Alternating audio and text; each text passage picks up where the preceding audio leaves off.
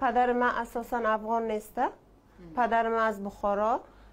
اجداد ما از سمرقند خب فرار میکنن و میاین به طرف جنوب خراسان.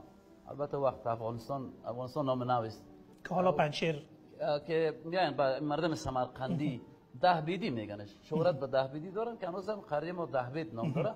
دهبیدی از جا فرار میکنن میاین به قسمت های کولاب تاجیکستان، قسمت های پنشیر، بخشی از پروان و بخشایی هم در طرف مزار و خلم تاشقرغان.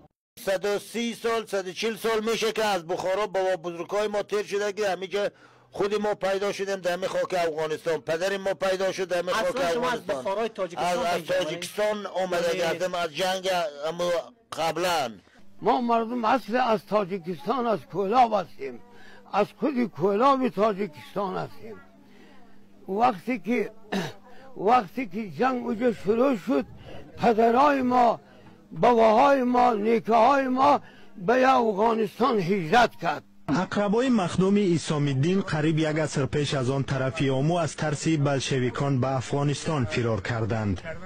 اکثری آنها دانشمندان و مردمی دارا بودند. در شاعران نویسنده ها داملا سیبا از بخارا اومدی، از کلاب مهاجر زیاد که چند دهه را در ولسوالی خواهان بدخشان افغانستان مهاجران آن طرف آمو بنیاد کردند.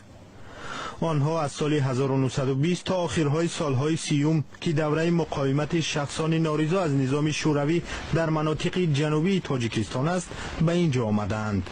خود یعنی زندگی و دارایی را ماندن و خودشون هم دینشون گرفته و از اونجا از دریای آمو عبور کردن به سرحد افغانستان آمدن. نیروهای بلشویکی در دست اول روحانیون و شخصانی ثروتمند را تعقیب می‌کردند و گاهی هم آنها قتل و غارت می‌شدند.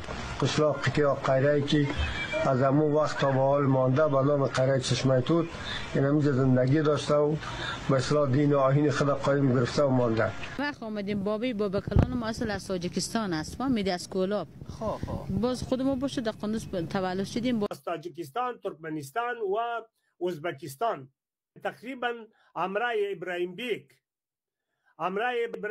80,000 خانواده آمدن و داخل افغانستان شدند. و امرای امین بیگ تقریبا 27,000 خانواده آمدن. امرای پاچای بخارا که میرعالم خان نام داشتن، امرای او تقریبا در حدود همه قدر خانواده آمدن. و همچنان سفیری که از کشور آسیای میانه یا سوخدانیا بگوییم که نامی تاریخیش باشه، از یکی اینجا آمده بودن، او تقریبا چی گرفتن در کابل ماندن، نمیخواستن که برای آسیا میانه. و تقریبا همین خانواده، این همه خانواده مردم افغانستان که در شمال زندگی میکردن همیشه جای دادن و حتی نان خود امرایش نصف کردن. شما فکر زمینا را برش دادن. شما فکر کنید که همین مردمی که از تاجیکستان، ازبکستان، ترکمنستان داخل افغانستان شدن، مردم افغانستان یا مردم خصوصا مردم شمال با او استقبال کردند.